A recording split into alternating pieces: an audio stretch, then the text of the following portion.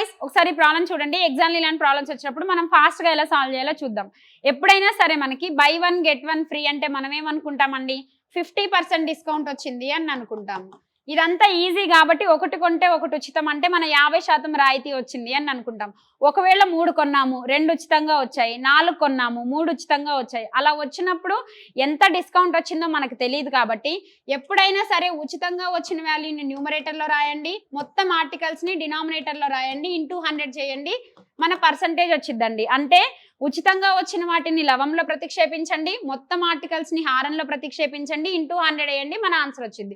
ఇక్కడ క్వశ్చన్లో ఈషాకి 6 bangles free వచ్చాయంట, మొత్తం 24 + 6 మనకి 30 అయిపోతుందండి. So 6/30 into 100%. 6×5 30, 5×20 100 కాబట్టి ఇక్కడ మనకి ఇచ్చిన డిస్కౌంట్ పర్సంటేజ్ ఎంత అండి, 20% అయిపోతుంది. సేమ్ ఇలాంటి ప్రాబ్లమ్ నేను ఇంకోటి ఇస్తున్నాను, మీ ఆన్సర్ని కమెంట్ చేయండి. Thank you.